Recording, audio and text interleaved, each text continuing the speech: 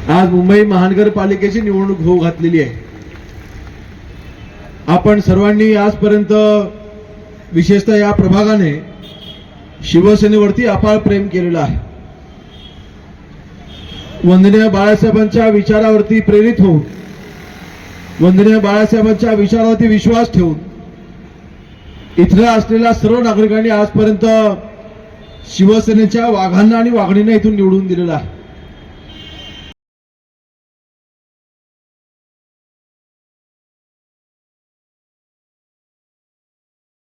नगरसेवक म्हणून शिवसैनिकांनी आजपर्यंत आपल्या सर्वांची सेवा केलेली आहेच, परंतु मुंबईमध्ये शिवसेना, कोकणामध्ये शिवसेना किंवा शिवसेना म्हटल्यानंतर कोकण आणि मुंबई म्हटल्यानंतर शिवसेना असं एक कधी न तुटणारं नातं, कधी न तुटणारं समीकरण आपण सर्वांनी आजपर्यंत पाहिलेलं, अनुभवलेलं आहे।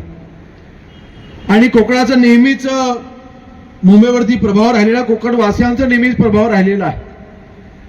आज मी कोकणाचा एक आमदार म्हणून नक्कीच एक गोष्ट अभिमानाने सांगेन, मुंबईमधील शिवसेनेच्या जडणघडणीमध्ये कोकण वासियांचा सिंहाचा वाटा होता आणि आहे, हे नाकारून चालणार नाही, हे अतिशय आत्मविश्वासाने आज नक्कीच सांगेन। आज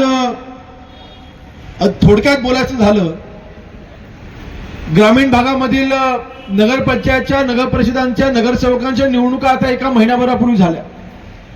रायगड, रत्नागिरी, सिंधुदुर्ग असेल, या तिन्ही जिल्ह्यांमधल्या नगरसेवक निवडून द्यायच्या ज्या ग्रामीण भागामधल्या निवडणुका झाल्या, मी आपल्या सर्वांना अति आत्मविश्वासाने सांगतोय की या तिन्ही जिल्ह्यांमधील कोकणी जनतेने, या तिन्ही जिल्ह्यांमधील जेवढ्या निवडणुका होत्या त्या सगळ्या निवडणुकांमध्ये सगळे नगराध्यक्ष शिवसेना, भाजप म्हणजे सर्व महायुतीचे निवडून आले। उबाडाला एकही नगरपंचायत निवडून आणता आली नाही। त्याच्यामुळे सिंधुदुर्ग जिल्ह्यामध्ये तर कमालच झालेली आहे। राजन तेली साहेब सुद्धा इथे बसलेले आहेत। महायुतीतून आपण हा विजय प्राप्त केला।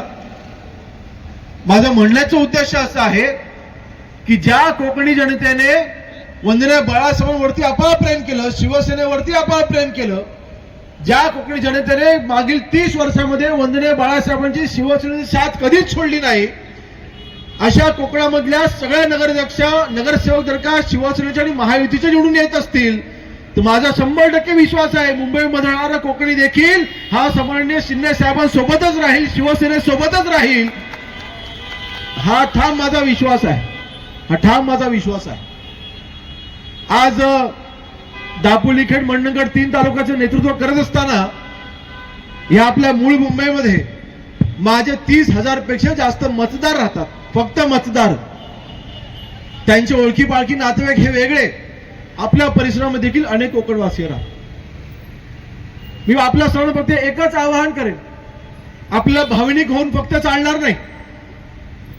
आज विरोधकांकडून जे काही भाष्य केली जात आहेत त्यांच्या सगळ्या सभा तुम्ही काढून बघा, त्यांच्या सगळ्या पत्रकार परिषदा पण बघा। फक्त भावनिक आवाहन आहे। मुंबईच्या विकासाकरिता इथल्या अडकलेला शिवालिकचा प्रोजेक्ट, आपण 3Kचा प्रोजेक्ट कधी राबवणार याबद्दल एकही वाक्य नाही। फक्त मराठी माणसाला भडकवायचं काम करायचं, भावनिक हात साथ घालायचा प्रयत्न करायचा। परंतु इतक्या वर्ष रखडलेला प्रोजेक्ट 3K रद्द होणार की नाही होणार ह्यावरती कोणी बोलत नाही, यावरती एकही शब्द कोणी, उद्गार कोणी करत नाही। आज सकाळी मी देखील एकनाथ शिंदे साहेबांच्या सोबत होतो आणि माननीय एकनाथ शिंदे साहेबांनी स्वतः जबाबदारी घेतली आहे। गृहनिर्माण मंत्री म्हणून, उपमुख्यमंत्री म्हणून स्वतः ते लक्ष घालतील आणि ह्या जवळपास 5,000 पेक्षाही जास्त घरं असलेल्या आपल्या या शिवालयाच्या प्रोजेक्टला चालना द्यायचं काम केलं जाईल। आपल्याला घरं, पक्की घरं दिली जातील, हे शब्द देऊन शिंदे साहेब गेलेत। आणि शिंदे साहेबांची ओळख आपल्या सर्वांना माहिती, मला वेगळं सांगण्याची आवश्यकता नाही। एकदा शब्द दिला की तो शब्द पाळायचा, ही शिकवण शिंदे साहेबांनी आम्हाला सर्वांना शिकवलेली आहे।